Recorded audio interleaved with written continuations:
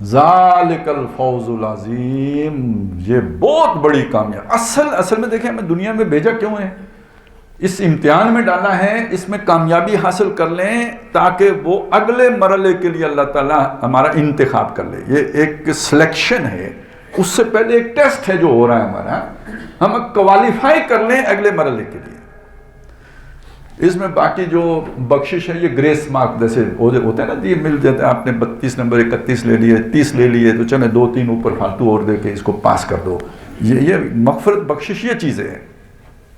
اصل میں اپنے اندر استعداد پیدا کرنی، یعنی بچے کو آپ جو کلاس روم میں پڑھا رہے ہوتے ہیں وہ اس لیے تو نہیں پڑھا رہے ہوتے کہ اس نے امتحان دینا ہے، اس لیے پڑھا رہے ہوتے ہیں یہ قابل بن جائے۔ اللہ نے اس امتحان میں ہمیں مشقت میں ڈالنے کے لیے نہیں ڈالا ہے، مصیبتیں اٹھانے کے لیے نہیں ڈالا ہے، قابل بنانے کے لیے ڈالا ہے۔ بنو قابل۔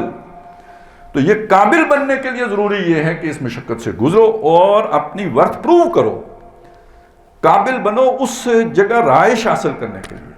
اب کینیڈا کا ویزا لگوانے کے لیے یہ شرط پوری کرو، یہ شرط پوری کرو، یہ شرط پوری کرو، یہ شرط پوری کرو، یہ شرط پوری کرو، پھر پتہ نہیں کیوں ریجیکٹ کر دیا، پھر دوبارہ اپلائی کرو، پھر کرتے کرتے کرتے جب ان کا موڈ ہوگا تو ٹھپا لگا دیں گے، آپ کینیڈا پہنچ جائیں گے۔ ادخلوہا بسلام آمنین۔ تو اسی طرح سمجھ لیں کہ وہ جنت میں جانے کے لیے بھی تو کچھ کوالیفیکیشن ہے نا، جو یہاں سے کر کے شرائط پوری کر کے جانا ہے، تو وہ ہے در حقیقت منیمم کر لو، باقی ہم اس کے آگے جو ہے نا آپ کو کچھ نہ کچھ گریس مارکس دے کے، کچھ اپنی طرف سے بڑھا کے، کچھ وہ آپ کی غلطیوں کے اوپر پردے ڈال کے آپ کا کام کر دیں گے، لیکن کچھ منیمم تو کر کے آؤ نا، جو ایک لیول ہے وہ اچیو کر کے آؤ، اتنے قابل بن کے آؤ۔ تو اصل کامیابی تو یہ ہوگی، جیسے قرآن مجید میں آتا ہے کہ فمن زحزح عن النار، جو آگ سے بچا لیا گیا، وادخل الجنہ، اور جنت میں داخل کر دیا گیا، فقد فاز، وہ کامیاب ہو گیا۔ تو اصل کامیابی وہ ہے۔ اور وَأُخْرَى تُحِبُّونَهَا، وہ دوسرے درجے کی کامیابی ہے جو تمہیں بہت پسند ہے۔ یہ اب میں ان لوگوں سے بات یہاں سے شروع ہو رہی ہے کہ جو دیندار ہیں، جو اقامت دین اور نبی صلی اللہ علیہ وسلم کے اس مشن کے لیے آج بھی لگے ہوئے ہیں، یہ بات اب ان کے لیے ہے۔ اصل ذہن میں کامیابی ہمیشہ وہ آخرت کی رکھنا، یہ کام جتنا بھی کر رہے ہو، لیکن ایک دنیا کا ہدف ہے تمہارے سامنے کہ دنیا میں اللہ کا دین غالب ہو جائے۔ اصل مقصود تمہارا آخرت کی کامیابی ہے، اس کو حاصل کرنے کے لیے دین کے غلبے کی جدوجہد کر رہے ہو۔ لیکن تمہیں بہت پسند ہے کہ دین غالب ہو جائے، اسلام غالب ہو جائے، اللہ کی حکومت قائم ہو جائے، یہ تمہیں بہت بھاتا ہے، اور یہ تمہیں اتنا پوزس کر لیتا ہے کہ بعض اوقات تمہاری نگاہوں سے آخرت کی کامیابی اوجھل ہو جاتی ہے۔ جب اوجھل ہو جاتی ہے تو پھر کوئی غزوہ احد ہوتا ہے، پھر یاد آ جاتی ہے۔ تو یہاں اگر ہم 70 شہید ہو گئے تو کوئی نہیں، ہم تو جیتے ہی آخرت کے لیے۔ ہمیں تو اسی سے کہا فزت برب الکعبہ، میں شہید ہو گیا ہوں، اللہ کی قسم، رب کعبہ کی قسم، میں کامیاب ہو گیا ہوں۔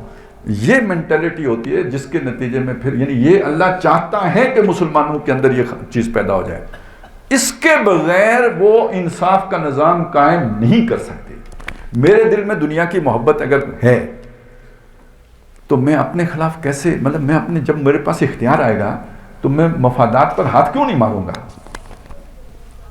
آج نہیں مار رہا، اختیار ہی نہیں ہے، آج نہیں مار رہا، میرے بس میں ہی نہیں ہے، آج کچھ نہیں کر رہا، میں کر ہی کچھ نہیں سکتا۔ لیکن اگر آپ کوئی میں سے کوئی اس کے پاس کوئی اختیار آ جاتا ہے، چھوڑیں وہ M N A M P A بڑی بلا ہوتی ہے، ایم ایل اے، یہ آپ اگر وہ کہیں اے سی ڈی سی لگ گیا ہے، کوئی چھوٹا موٹا جج لگ گیا ہے، اوپر سے سفارش آ گئی ہے پڑوسی کی، کسی عزیز کی، کسی محبت کرنے والے کی، تو کیا کرے گا؟ ابھی آج کل ہمارے جو ہے نا پاکستان، وہ ملک ریاض صاحب کافی مشکل میں آئے ہوئے ہیں، وہ سمجھ گئے تھے، رگ پا گئے تھے نا، کیا ہر آدمی کی ایک قیمت ہوتی ہے، ہر آدمی کی ایک قیمت ہوتی ہے، کوئی کروڑ میں بک جاتا ہے، کوئی ارب میں بکتا ہے، انہوں نے چھوڑنا کسی کو نہیں تھا، کوئی خرب تک چلا جائے، وہ تو پھر وہ ٹیسٹ کرتے، ٹیسٹر لگاتے تھے، دیکھتے تھے اس کا جو ہے دھڑکن کس قیمت کی ہے، اتنی لگ، بس اس سے تو 5-6 اوپر لگ دیتے، بندہ نہ کر ہی نہیں سکتا، کیسے کرے گا؟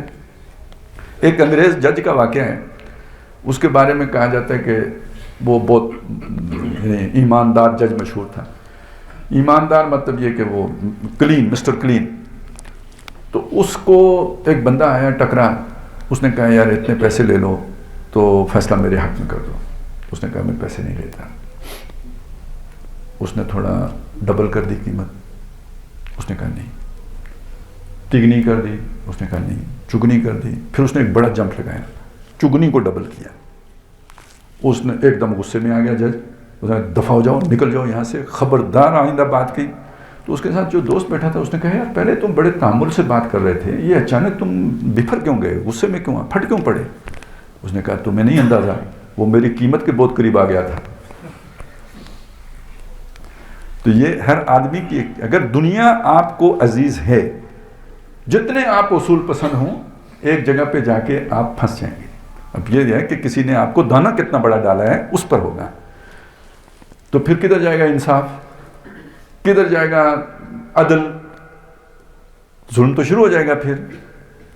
تو اس سے آپ بات سمجھیں، حقیقی اس جو ہے انصاف صرف وہی لوگ کر سکتے ہیں جو اللہ سے ڈرتے ہوں اور آخرت کا خوف رکھتے ہوں، جن کے دلوں سے دنیا نکل گئی ہو بایمان کہ وہ دنیا پر آخرت کو ترجیح دینے والے ہوں. وہ کبھی بھی دنیا کی خاطر آخرت کو بیچ نہ سکیں. وہ لوگ ہیں جو صرف انصاف پر کھڑے رہ سکتے ہیں. صحابہ کرام کے عجیب عجیب واقعات آتے ہیں.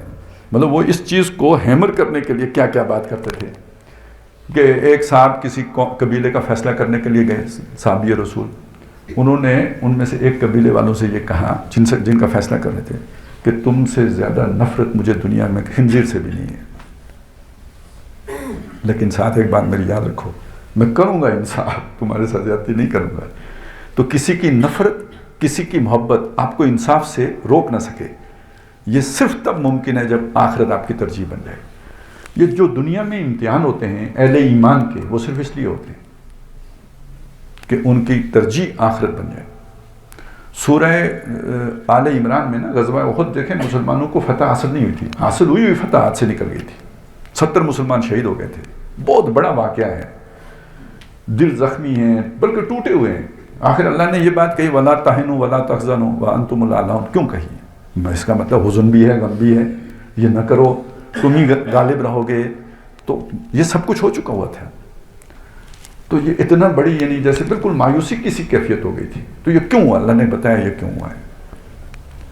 یہ اس لیے ہوا تمہاری فتح شکست میں بدلی کہ حتیٰ اذا فشلتم وتنازعتم فی الامر وعصیتم من بعد ما اراکم ما تحبون.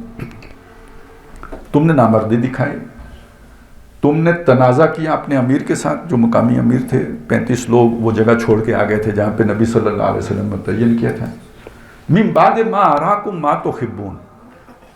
جب تم نے دیکھ لی تھی وہ شے جو تمہیں بہت زیادہ پسند ہے، جس سے تم محبت کرتے ہو. اب یہاں سے اصل میں مفسرین نے بھی اس کو جو ہے نا وہ جیسے سمجھا کہ مال غنیمت تھا تو اس کو لینے کے لیے گئے تھے تو اپنی پوزیشن چھوڑ دی تھی. یہ بات ذہن میں رکھیں، مال غنیمت بالکل نہیں تھا. کیوں نہیں؟ میں یہ بات اتنے یقین سے کیوں کہتا ہوں؟ اس سے پہلے غزوہ بدر ہو چکا ہوا ہے. 1 سال پہلے غزوہ بدر ہو چکا ہے. غزوہ بدر کے موقع پر مال غنیمت کا قانون آ چکا ہوا ہے کہ وہ کیسے تقسیم ہوگا. سب ایک جگہ پہ جمع ہوگا. یہ نہیں کہ لوٹ لیا جائے گا، جس کے ہاتھ جتنا لگا وہ گھر لے جائے، ایسا نہیں ہوگا.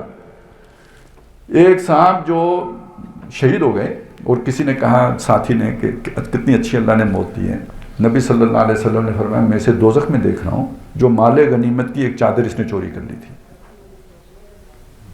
تو اگر وہ ایسی بات ہوتی، لوٹنے کی بات ہوتی تو کیوں دوزخ میں دیکھتے؟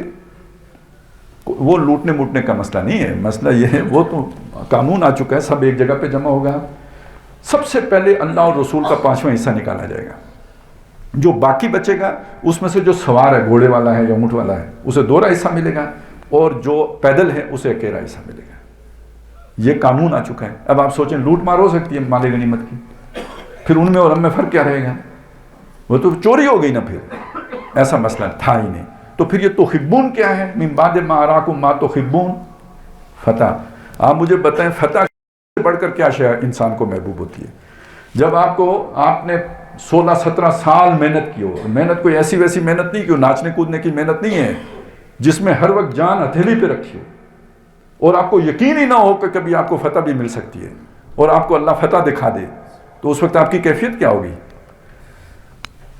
میدان میں جو لوگ موجود ہیں وہ ایک دوسرے سے گلے مل رہے ہیں، خوشیاں منا رہے ہیں، نعرے لگا رہے ہیں، اور یہ 30-35 اوپر بیٹھے تماشا دیکھ رہے ہیں. یہ تو اس بے قراری میں اتر کے ان کے پاس آ گئے کہ ہم بھی چل کے جپھا لگائیں، ہم بھی چل کے گلے ملیں، ہم بھی اس جشن میں شریک ہو جائیں. تو انسان کو یہ دنیا کی کامیابی اور خاص طور پہ جنگ میں کامیابی بہت عظیم اسے محسوس ہوتی ہے. یادگاریں منائی جاتی ہیں، یادگاریں قائم کی جاتی ہیں، ہمیشہ یاد رکھا جاتا ہے فلانے دن فلانے کو فتح حاصل ہوئی تھی، پانی پت کی پہلی جنگ تو پانی پت کی تیسری جنگ. یہ ہم پڑھ کے تھک گئے لکھ کے پیپرز میں. کیوں پڑھایا جاتا ہے، لکھایا جاتا ہے؟ بھائی ظاہر ہے فتح ایک بہت بڑی شے ہے، اور مشنری لوگوں کو جب فتح حاصل ہوتی ہے تو وہ تو ان کے لیے جو ہے نا سب سے بڑا دن ہوتا ہے. تو اصل شے یہ تھی کہ دنیا کی محبت اس وہاں پہ جس چیز کو کہا گیا ہے وہ دنیا کی فتح ہے. جیسے یہاں پہ کہا گیا وَأُخْرَىٰ تُحِبُّونَهَا، وہ سیکنڈری ہے جس سے تم بہت محبت کرتے ہو. اللہ یہ چاہتا ہے کہ تمہارے دل سے دنیا کی کامیابی کی یہ والی جو محبت ہے یہ بھی نکل جائے، تب جا کر تم انصاف کرنے کے قابل بنو گے. اس لیے اللہ نے یہ جھٹکا تمہیں لگایا ہے.